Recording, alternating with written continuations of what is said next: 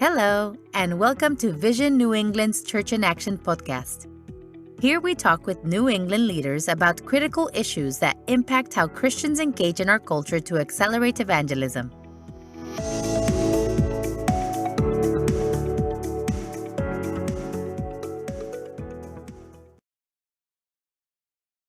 Alda, great to be with you. This is the Church in Action podcast. Welcome. We believe when the people of God do the work of God in unity, it's evangelistic. John 17 talks about that. Matthew 5 talks about that. Because when we're doing that, people want to know Jesus. That's why Jesus tells us to make disciples. People are willing to disadvantage themselves, to love and serve others, to fix our communities and the world, and have that opportunity to share Jesus. So on our podcast, we talk about issues of God and culture to accelerate our ability to make disciples who do justice and share Jesus to transform New England. Today, I have a special guest with us. Brandon Cobb is the executive director of Renaissance Church in New York City. And so, Brandon, we're Vision New England, but we do have New York pastors who are with us. And we give special dispensation for headgear for pastors who join us from New York. Brandon, thanks for being with us. Yeah, thank you for having me. Thank you for having me. Again, I think the question this morning was how could I isolate half of your audience from wanting to listen to me? And I hope I didn't succeed in that, but we'll see. That's right. You're supposed to become a Greek to the Greeks, and right. I know, not doing a great job, but right. So joking aside, we do want to talk about faith and work this morning, or the theology of work. This is certainly a gap for me personally for years, and that I've certainly got engaged in, but still have more to learn. And this is an area that Brandon is focused on. But Brandon, before we dig into that, would you help folks to get to know you better and maybe get past the attire and hear your story a little bit about how you came to be in ministry in New York and at Renaissance? Yeah. So I was originally born about 7 miles from where I currently live in Harlem, New York, in a small city called Hackensack, New Jersey, hence the Giant stuff. I grew up about 15 minutes from Meadowlands. And that also makes me a lifelong Nets fan. Believe it or not, there are those out there. But yes, we do exist. But so I never arrived in New York per se. I mean, I've kind of always been in the area for the majority of my life. My parents met in New York, so we've just kind of been here. My family's been around this area: Harlem, the Bronx, Brooklyn, Newark, Long Island, just the general New York metropolitan area, so to speak, for as long as I know, as long as I'm aware of. And I personally moved away for college and went to Virginia, Harrisonburg, Virginia, for a few years for college, and stayed for a few years thereafter as well.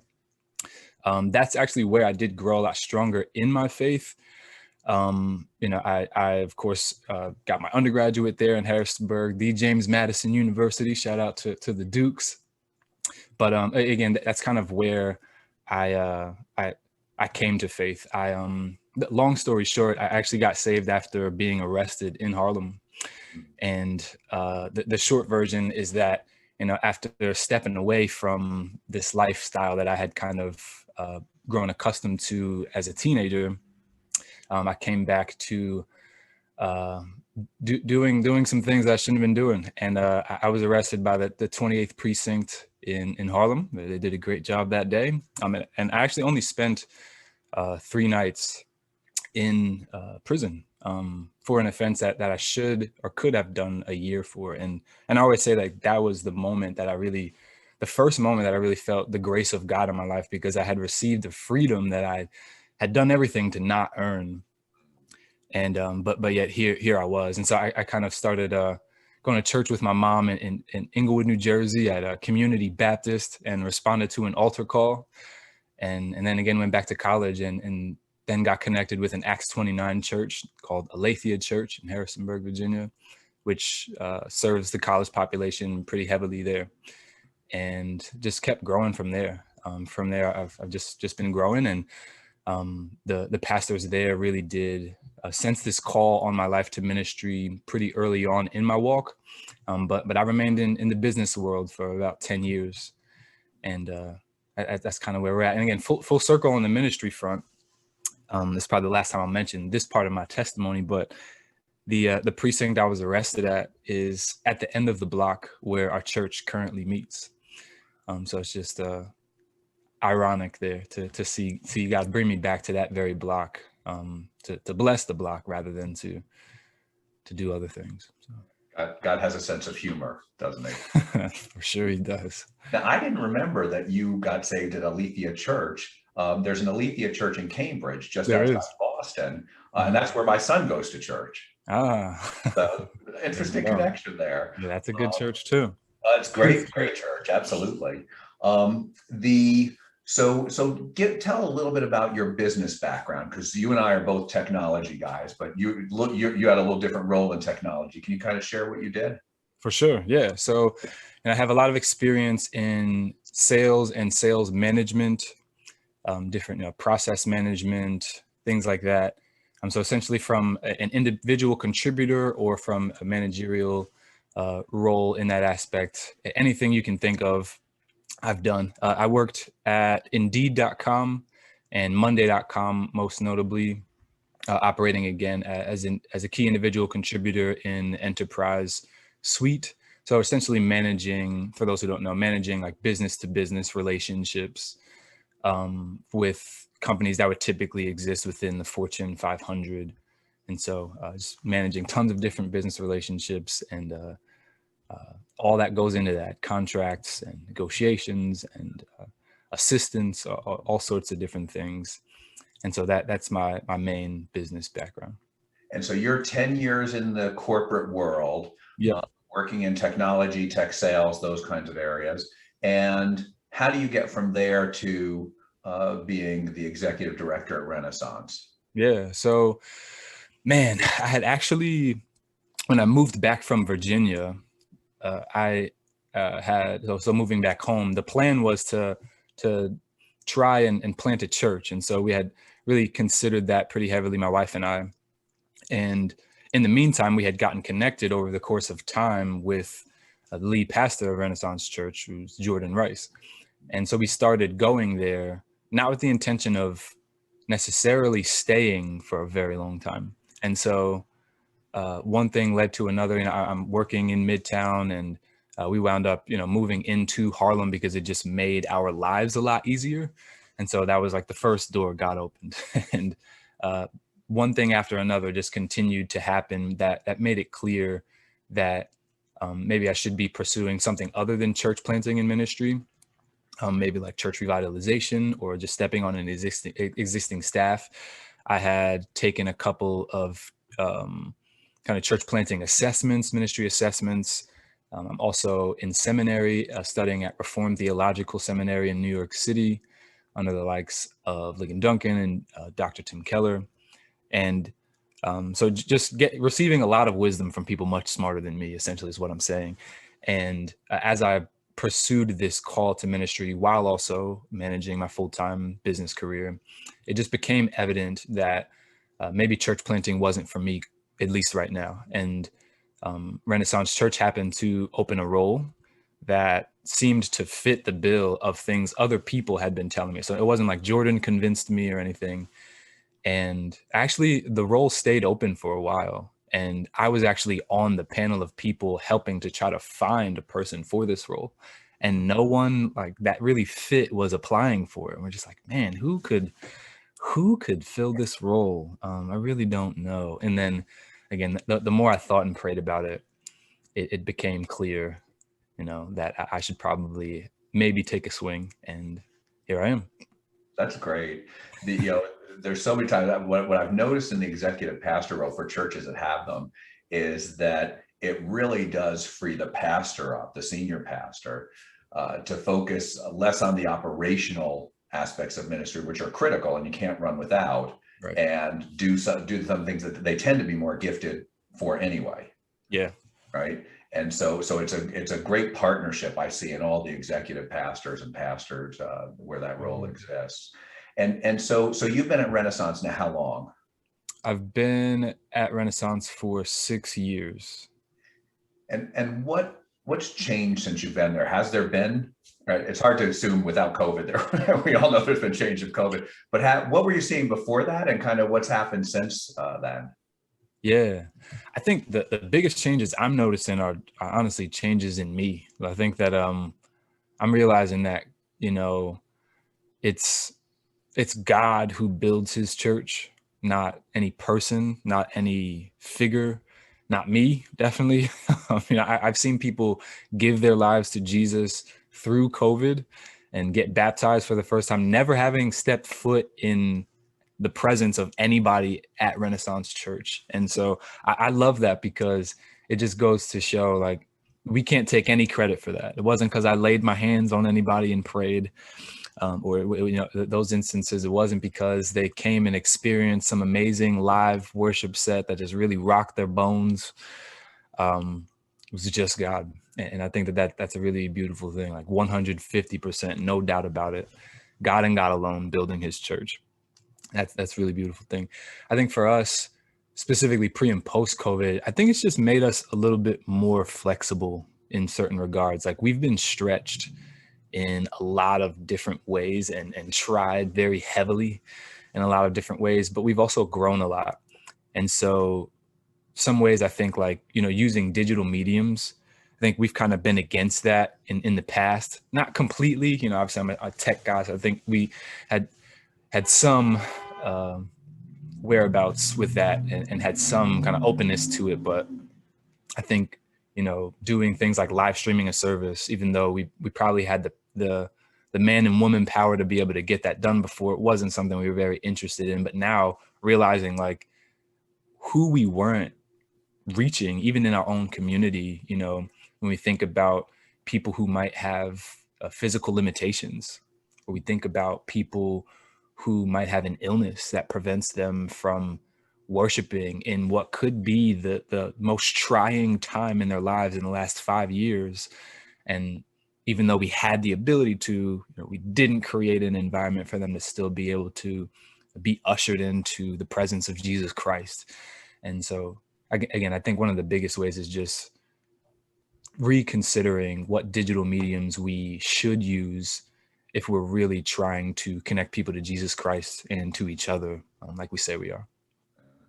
Yeah, it's funny. I remember hearing Chuck Swindoll years ago saying there was never going to be a camera in his sanctuary because he didn't like how it changed how you preached and stuff like that. Yeah. And it just goes back to the old proverb, right? Never's a long time, right? and a lot of us would have said that before, but we've all got cameras in because it's been the only way to reach people. But I think that's a really insightful point you make. I think about especially seniors who have trouble getting out or can't get out, but it's not limited to seniors who this becomes the only viable choice for church for them. Right. And we've certainly seen cases where handicapped folks, I think about especially folks maybe who are deaf, and so the churches in their communities may not have a deaf ministry, but now they can actually get to churches that are signing, and now that may be their only worship opportunity as well. Yeah. And so it's been, there's, as bad as it's been, there's been good. And so how open is New York City at this point? Yeah. How open are we, man? That's subjective. It depends on, what shop you're at, on, but yeah, right now I would say as far as COVID restrictions are concerned, New York is fully open. So, the Madison Square Garden was near max capacity just last night. So no social distancing is required now. No. Okay, wow. Yeah, so the kind of social distancing measures, especially for vaccinated folks, have kind of just disappeared. Masks are optional. But you do still find a lot of private organizations adhering to certain guidelines. So kind of in a place where it's almost kind of, because if you look at like the CDC guidelines and things like that, and this is where a highly educated area really gets into weird territory, is because people are actually going to read the guidelines, the 50 pages of guidelines that they release, and then adhere to them. And so a couple of clauses, it talks about how you can, these are the minimum, but you can do what what you feel is comfortable, for your business, for your home, and so even though all the restrictions are lifted, there are a lot of organizations still, requiring masks for everybody. Okay, if you're coming into our space, vaccinated or not, everybody's wearing a mask today. If you want to get a bagel from Absolute Bagels, got to wear a mask. If you want to, not Madison Square but not Garden. Madison Square Garden. And so, it really, again, you can kind of, you're kind of at the liberty of what that private institution wants to institute right now at this point, until more people start to feel comfortable. Yeah, it is interesting because New England, New York are so different, because you have like Boston. We were talking about this on a call we did yesterday, where there's a heightened sensitivity around COVID. New York City, heightened sensitivity. Sure. Parts of Connecticut, right? And it's all based on what experiences you have in it. Exactly. And then you've got places in Maine and Vermont where folks will say to me, yeah, it kind of bypassed us, right? Or, it wasn't that big a deal. We wore masks for a little while, but it really wasn't necessary, right? It's very different perspectives on it based on what the experience has been. Yeah. Yeah, I mean, even if you go right across, into New Jersey, again, 7 miles from where I'm at, right? And it can be very different. I was at a shop just this past weekend, and I was visiting my mom, who still lives in New Jersey, and they didn't require masks. And that was different for me because I was like, oh, wow, most private shops in Manhattan are still requiring them. But then right in New Jersey, which again, same people, we work together, about, I think, 70% of people who work in Manhattan come from outside of Manhattan. So mainly like Jersey, Brooklyn, Queens. And so you're thinking about people who we do life with, right? When you say New Jersey, it's not far, who are operating very differently. And so, yeah, it really does vary. But I do understand it's a very complicated scenario. There are so many things to consider when you're thinking about different restrictions and coming back and who's susceptible. And I think, yeah, I think we just need to be careful to be safe, but at the same time, be careful not to create barriers for fellowship. And I think one of the most important things is heart desire, right? Like do you desire to be among God's people? And if not, I think there's something worth considering there, especially in light of how complicated the scenario is, but it's definitely not as black and white as I think it can be made out to be sometimes. Yeah, because what we do see on one of our calls yesterday, pastors were talking about the same issue, is that, and we need to your point, we need to extend grace to each other. Mm-hmm. Because what we are seeing is those people who, hey, masks weren't that big a deal. I don't know why, it really didn't hit us here. Those people wearing the masks in the cities, they're crazy. And of course, the people in the cities talk about the people not wearing masks in more rural areas, and they're like, they're crazy. And so either we're all crazy, or maybe we're not all crazy. Right. And so he just got everybody at church saying, if you're going to wear a mask, that's great. If you're not going to wear a mask, that's great, right? Just right. And so, and not get ourselves in a position where we're saying negative things about each other, mm-hmm. right? Because as one pastor was saying on one of our calls, it's like we've forgotten that we're going to have to give an account for what we say about each other.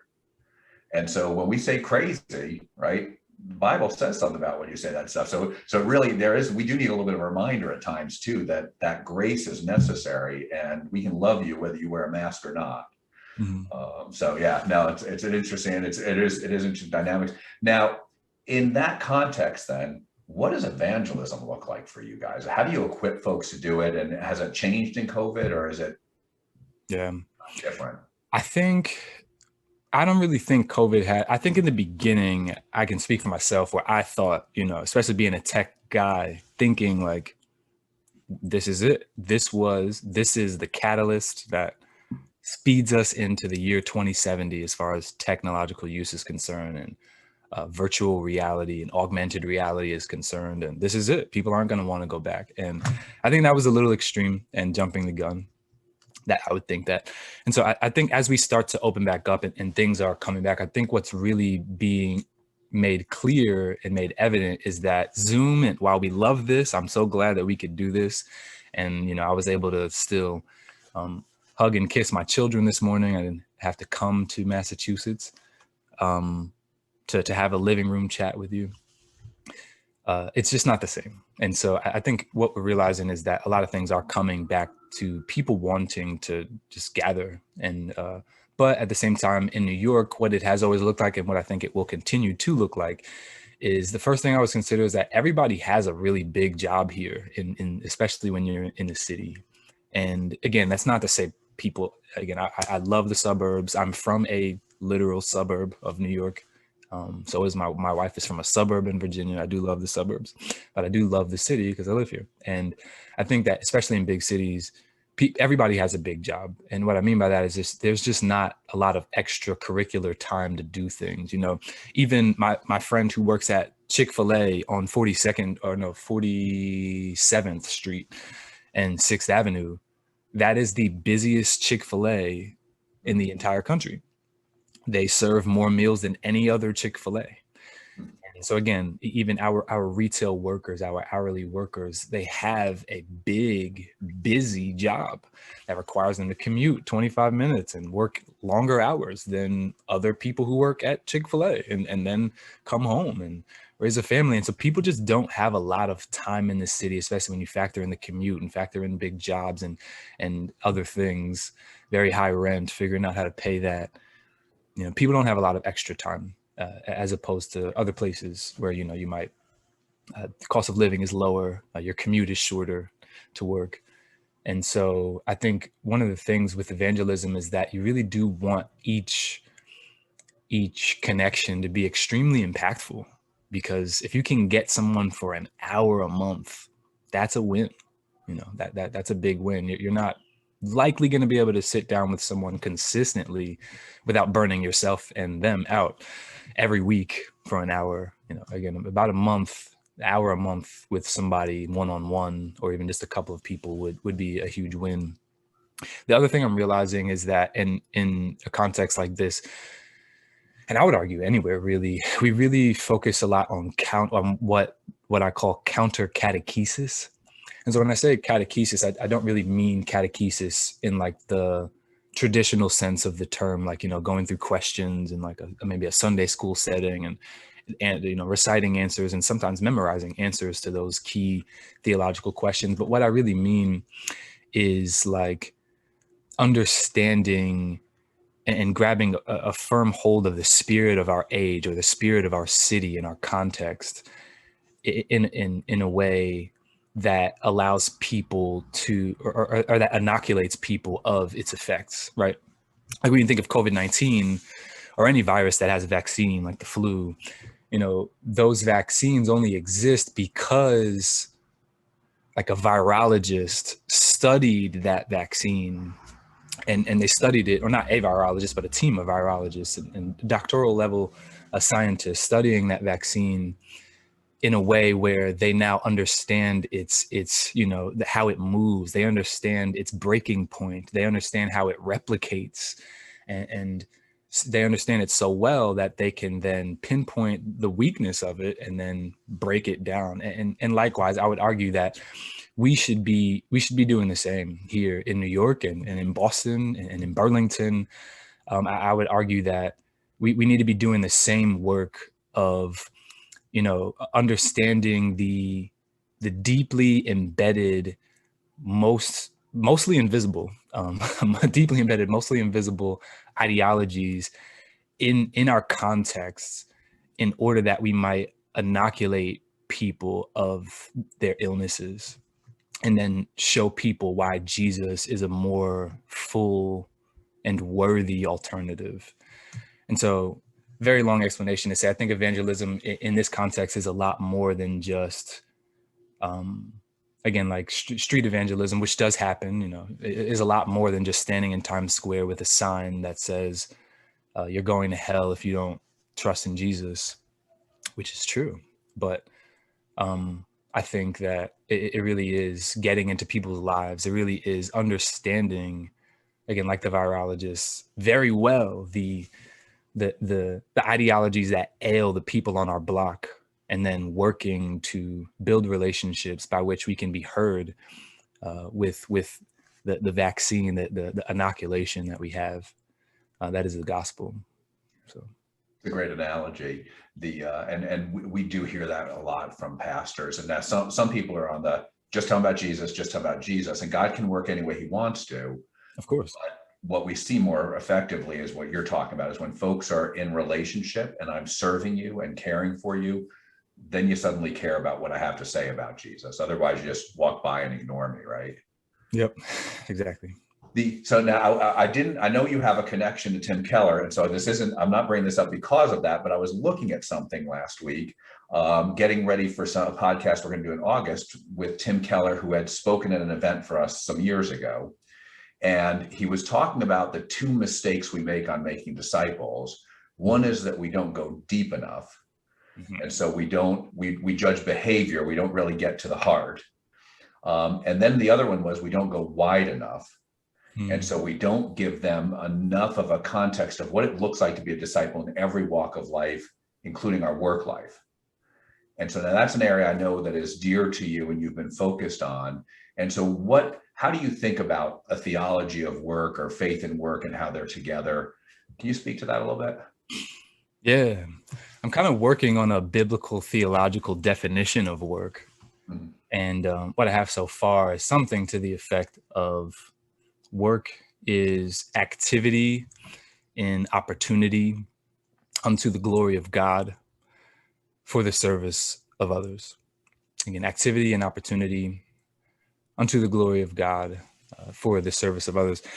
And the reason why that's important is, we see that Genesis 2:15, right, shows us that work, contrary to the Greco-Roman view, that would say, work is disconnected from who we are, and it's also something that's like a necessary evil.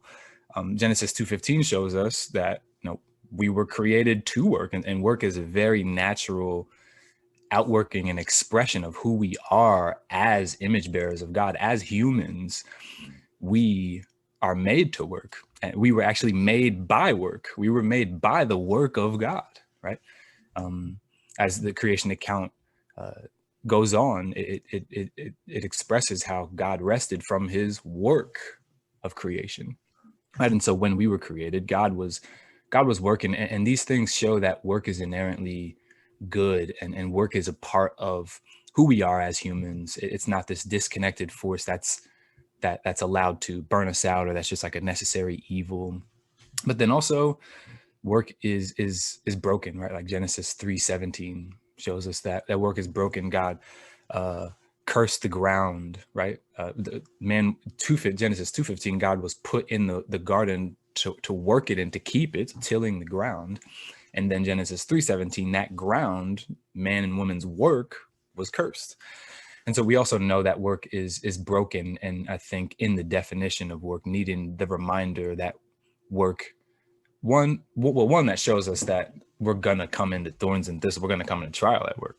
But I think in that trial, we need to remember that work is ultimately to glorify God and to serve others as well. And so I think that's kind of like my working definition of work, or biblical theological definition of work. And I think a broader theology of work, I like to think about work in different phases. So like 4 phases of fanning work into flame, finding work, flourishing in work, and then fueling others' work. And so that's a much broader thing, but I like to think of it that way. I'll explain it, and then I'll stop talking and maybe hear what you have to say about a biblical definition of work, because I think a lot of times as I study faith and work and listen to others on faith and work, I think we only talk about people who are like in specific positions, especially positions of leadership or things like that, which I have been in. So I get that, but I think sometimes we miss the people who might not have an actual a recognized occupation right now, or we forget about the stay-at-home mom, or we forget about someone who was laid off, and how they're still working. We're as humans, we're not capable of not working, and so I think kind of broadening our definition to really fit again all the different phases we find ourselves in work is really important. So you hit on a bunch of interesting things in that I'd like to come back to is when you talk about the Greco-Roman concept of being work is a necessary evil, do you think that's what's your experience in the church and outside of the church of how we as Americans or New Yorkers, do we kind of more line up with the Greco-Roman thinking of work or something else? I think, man, I would say that we probably line up with a more scientific approach to work. The Greco-Roman view ends in like try to do as little work as possible. And I think that fits some cultures, but I don't really think that resonates in New York. I think what resonates more here and probably in Boston and in Burlington again is like a more scientific approach that would say that, work, right? Like if science is my worldview, which is great. I studied science at the undergraduate level, albeit, but it's more than most other people. And so I studied it at the 10th grade level. And I realized I can't take any more science classes. I'm not smart enough. at the undergraduate level, so not that impressive, I understand. But again, more than most people. And so yeah, but if you take science as a worldview, it really does have some limitations. I think science is great. It can really tell us like what to do, what to think, but not why we should do it or why we should think it, if that makes sense. And so what you have is, right, like we are here by chance. And if we're here by chance, then our work is just a result of something that's really disconnected from who we are, right? Like we are a collection of molecules, and our work is us outworking, how we've kind of come into being. And I think there are a lot of problems with that I won't get into because this isn't a talk about science. But I think that what you start to see is that work then, if it's this disconnected thing, disconnected from who we are, then it's not intrinsic to who we are. And it's something that then can be taken to harm us, right? Like then it's okay, right? Scientifically speaking just off of reason, it's scientifically proven that work is really just a means to pursue personal power, profit, and status. And if that's true, then what you have there is a concoction to burn yourself out, to get over on other people. Because again, work is this disconnected source of pursuing personal power and profit. And if that's the case, those things are okay. It's okay if I work myself into the ground, and it's okay that I'm working 90 hours. It's okay that I'm, neglecting my children because, and I think again, in the city, we see a lot of times children are put on the back burner because we have this unhealthy culture of work that says, again, achieve, get over on people, pursue personal power and profit. And you need to be gaining all that you could gain. I think that what happens in scripture, though, we see that if work is really intrinsic to who we are and not just this disconnected source for pursuing personal power and profit, then work isn't something that I should allow to pull me away from my family. Work isn't something because the end goal isn't just pursuing the highest status and climbing the ladder as best as I can. Work is about something greater. It's about glorifying God and serving others. And I think it's when we humanize work in that aspect, instead of playing into the scientific reasoning conclusions of work, that we really begin to see work in all of its flourishings and in all of its fulfillment. And I think what we'll find there is that, because I think the question comes back, I'm thinking of a lot of people that I would talk to about this that don't believe in Jesus, because it comes back to then earning. But I think what we'll find there when we humanize work and see what the scriptures have to say about work, that we will earn still all that we should earn, but maybe not necessarily all that we could earn, right? Because there are hotels that are run by people with a similar moral compass to those who believe in the scriptures, or actually Christians, and they've chosen to bypass, allowing people to watch pornography in their hotels, There are certain ones that I won't name. You can Google it and find out who those are. But there are certain hotels who have done that, and that's a huge profit margin. Probably about, I would say tens of thousands of dollars at least per month in a specific region of that hotel. Right? Global hotels do this. I remember reading years ago that the number one distributor of pornography in the United States then was Marriott, right? Because it was available in all their hotels. AT&T today is a big, Exactly. right? We don't think about companies like that as pornographers, but the reality is they're making money off of it. Yep. Yeah. So sorry, I didn't mean to interrupt. I just want to. No, that's a great point. Because again, I think what I'll end with there, because I was kind of rambling a little bit, was that we what we'll see there is that, again, when you're not just pursuing personal power and profit, like some of those hotels that have decided to take pornography off of their offerings at their hotel, and they're choosing to miss out on margins and miss out on profit because of that decision, they're still doing very well. And again, I think in the end, when you humanize work and take away this scientific reasoning, I think you can find in New York and Boston, you'll realize again that you'll still earn all that you should, maybe not all that you could, but work will be a lot more fulfilling.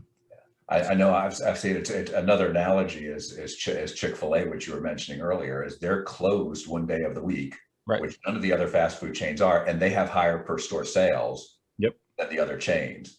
And so one could almost argue that when you follow God's desires for how we should live, it actually blesses us. Would you support that hypothesis? Hey, I think that, there's definitely a lot to be said about working with integrity. The scriptures talk about that. And yeah, I mean, God definitely blesses obedience to him. We're not preaching prosperity gospel, but in this case, it happens to be a financial thing, right? Not at all. And again, I'm not afraid to say that God cares about our souls and our bodies, and God cares about all of us. Though again, God is also not a genie or some formulaic substance that just gives us back what we put out. It's not like the universe. You get back what you put out type of thing. But yeah, I think there's something to be said about how God does honor obedience. What would you say to somebody who, because now I'm trying to put what you're saying through the lens of where I think my mindset would have been for most of my career, at least early in my career, is that, well, look, I need to work. It's just what you do, right? You need to earn a living. You need to support your family. And I loved what I did. And that doesn't mean days weren't disappointing and frustrating, but on the whole, I loved what I did in the corporate world. And it happened that it was lucrative. I'm not a millionaire or anything like that, but it was pretty lucrative, what I did. And I was ambitious and I wanted to move ahead. Am I thinking of it wrong, or what am I missing if that's my mindset of work? That's a really good question, because I think in the end, right, it's kind of like the age-old question, like, man, this is great, Charles and Brandon, but I'm just at work to collect a paycheck, like, please. Yeah.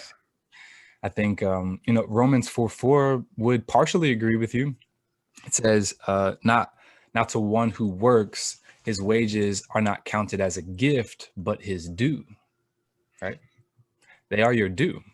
So yeah, in a sense, you do work to generate a paycheck. In a sense, part of work is providing for you, providing for your family, and again, providing for others.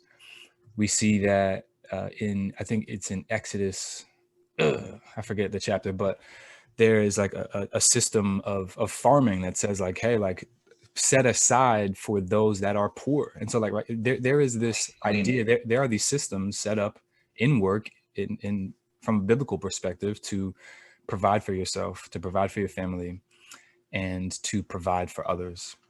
And so I think that that's extremely important, that we don't miss that. I would just say that it's an incomplete view of work.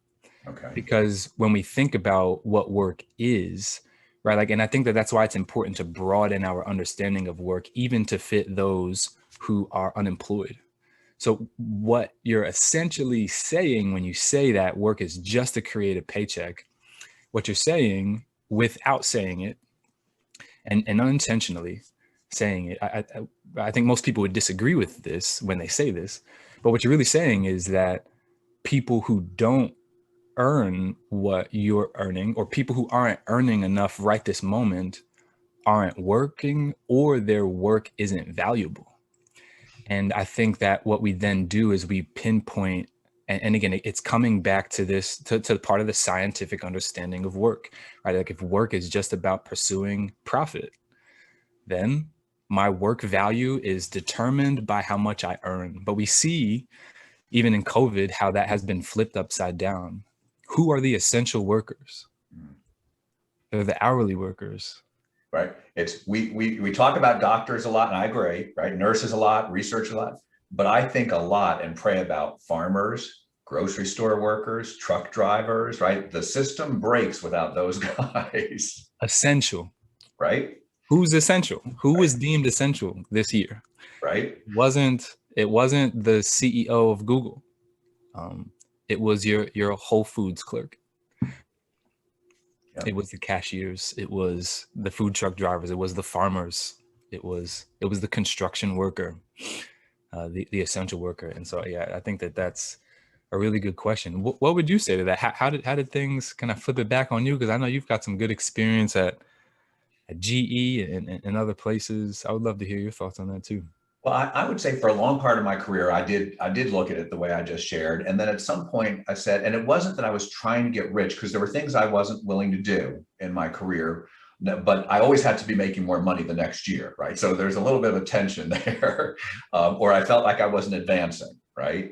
But at some point I would have said, well, look, the work I do is valued by the marketplace in a way that I can provide for my family, and I can provide more than a tithe for my church.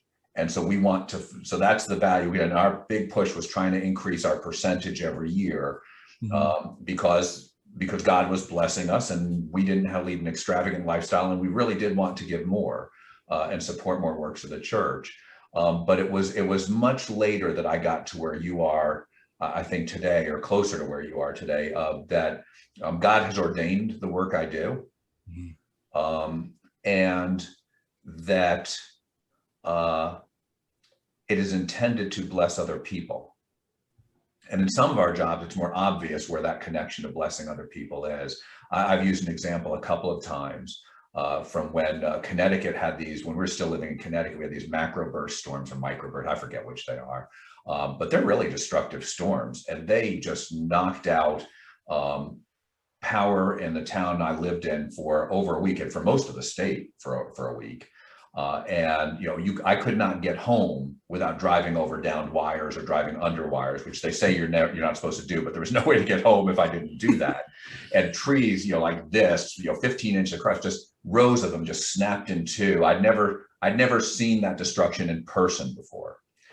And we're without power. And even though we had a generator, it's a hassle because the cable is down and all the right, you can't get to the internet and all this kind of stuff, because everything just ripped down. It took them quite a while to fix it.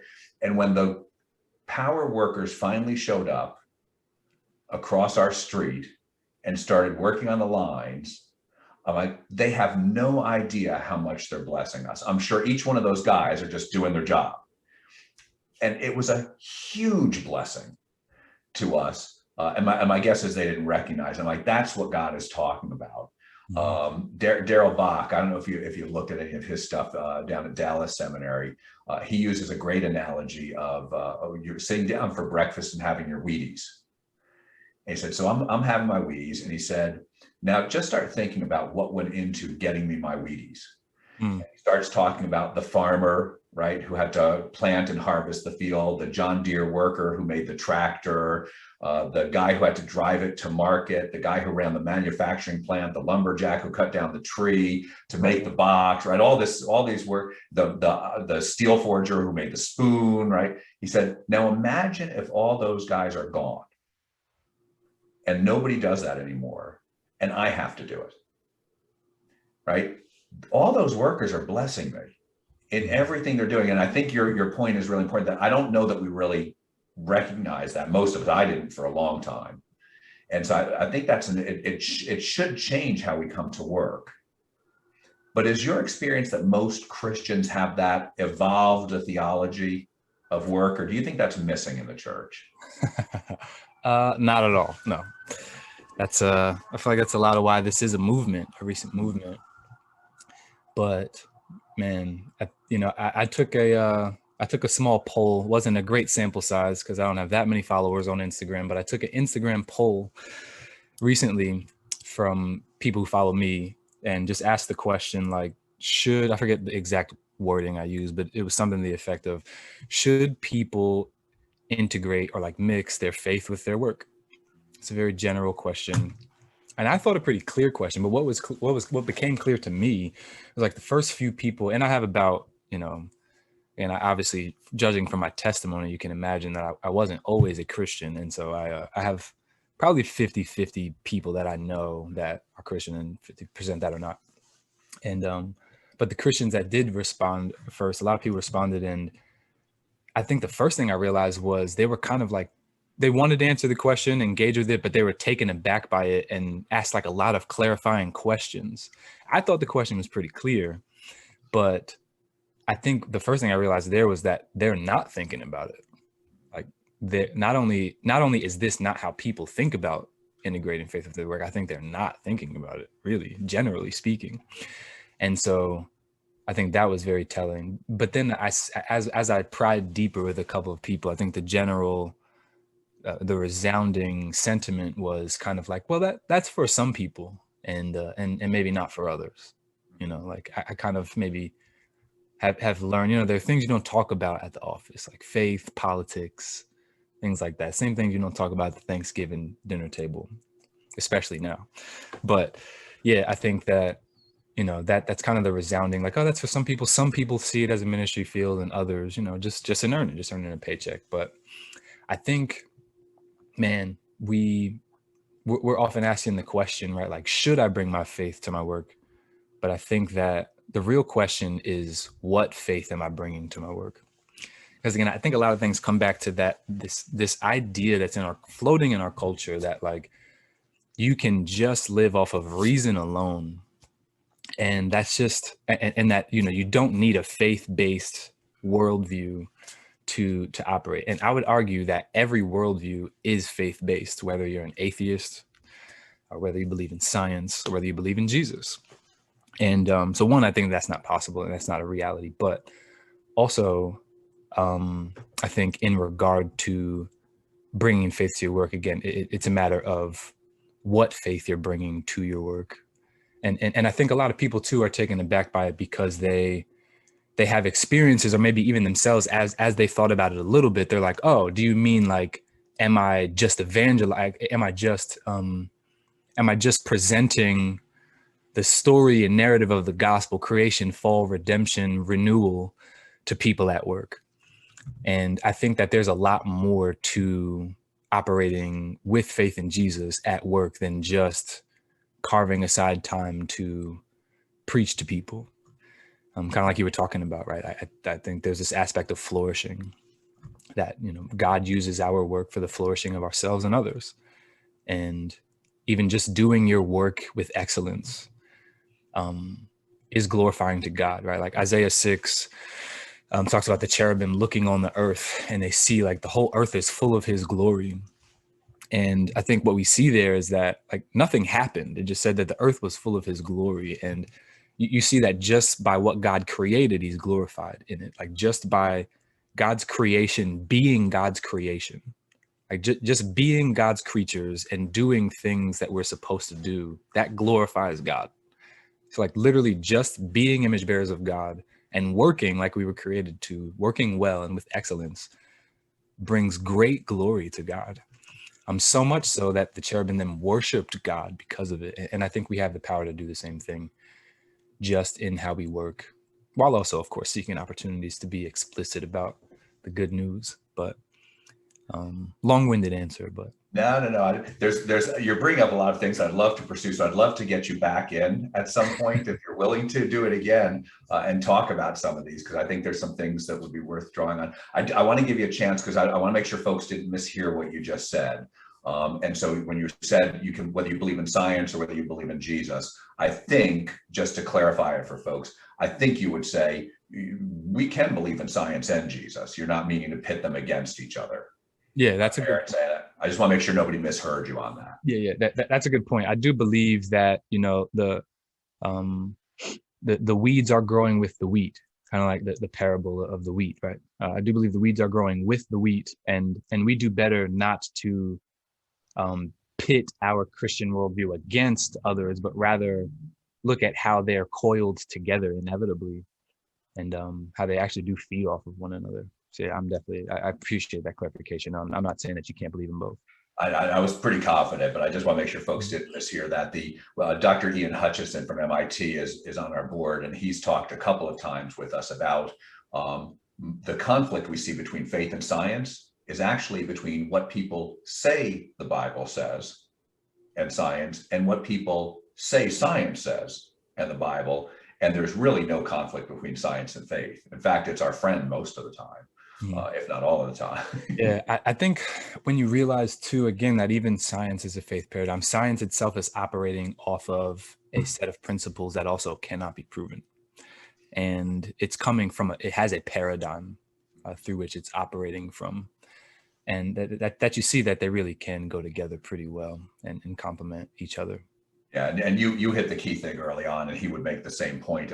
If science is good at telling you how things work, and even why they work that way, but not about should they work that way, or in a metaphysical sense, why they work that way, right? And so why you thought your wife was pretty, right? Or why a painting is beautiful, right? Science is kind of stuck on those questions. And then on whether there's a God and all that, right? They're stuck on that. They don't know how there's no empirical method that works for that. Right. Or even just to bring it in a really heavy example that I still have yet to hear any answers to. So like science can tell you again what to do, but not why you should do it.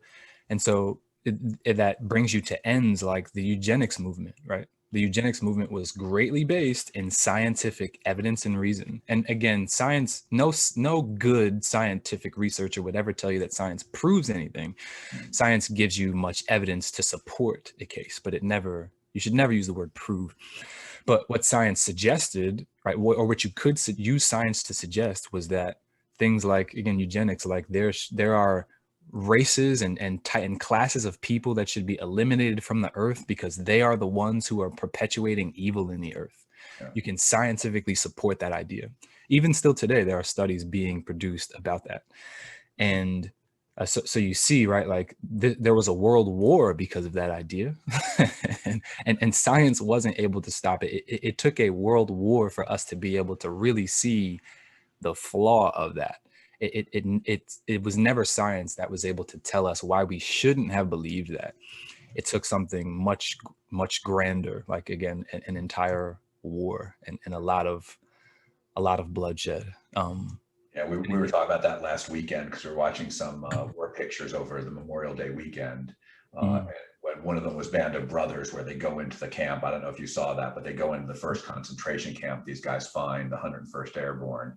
And my wife and I were just talking afterwards about how can people do that to each other? And the answer, I think, is consistent through history of it's amazing what we can do to someone when we decide they're not quite human. Right? That was World War II, that was Rwanda, that was slavery, that was whenever we do that, that's communism, right? Whenever we decide those people aren't quite human, we can do an awful lot to them. And it's happening in China today, right? In other places, I don't want to, I'm now getting a little political, but it's happening in North Korea, it's happening in Cuba, it's happening all over the world. And that's, of course, something grievous. So we're winding down our time. And so Brandon, thanks so much for being with us. I really would like to continue the dialogue at some point in the future if you're willing to, but no pressure. So thank you. And thank you for your ministry at Renaissance. And thank you for your voice in the executive pastors group that we have. We really value you and your ministry, and we're grateful to you. Yeah, no, thank you all. Thank you for having me over and over again, allowing this New Yorker to be a part of your group here. I'm very privileged. I learn a lot from you all, especially in my own ministry journey, which is relatively newer, having come from business. So You all have been a huge blessing to me. I really do thank God for what you all are doing in New England, and how it has personally also impacted me. So once again, thank you all. Thanks, I appreciate it. And thanks to our listeners. Hope you heard something from Brandon that really did evolve and change how you think about work or give you something to ponder. And I'd like to thank our producer, Bob Atherton. And so Bob, if you're listening, I'd like you to join us actually and come back on video. And so Bob Atherton is a name you have all heard each week as I thank him. Bob is leaving us. This is his last episode. Of a live episode of the podcast. We have a recorded one next week, but Bob is really the Wizard of Oz guy. He's behind the curtain making all this happen. And Bob is getting married and he's moving to Florida and he's really stepping out in faith. He feels he and his future wife feel God calling them to Florida, but they don't know why. And so they're going to find out, very much like Abraham. And so I would ask you to be praying for Bob and Heidi as God directs them. Bob, any parting words for us? He didn't know I was going to do this. Nope. Nope. No parting words. Just thanks for the opportunity to join with the podcast here, and it's so good to see. Especially even this conversation here was great. So we have awesome guests like Brandon all the time, and Brandon, I sure hope you'll come back as well because I think this has been really good. Thanks, Bob. And thanks for 7 years of service. Thanks for making this podcast what it is. Thanks for your friendship, your counsel, every way you serve the kingdom over really decades of ministry in New England. So Florida is a big change. And so we just pray every blessing on you and Heidi as you go. Thanks again. Thanks everybody for being with us. We'll be back in a week with Pat and Tammy McLeod talking about their ministry as chaplains at Harvard and being part of Cru and their book Hit Hard, dealing with ambiguous loss. And you'll want to know what that is because it was really relevant before COVID. It's even more relevant since so many people have experienced it in COVID. So thanks for being with us. God bless.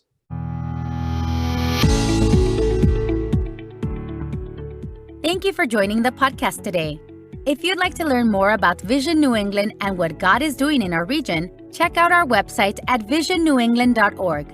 We hope you'll join us next time for the Church in Action podcast.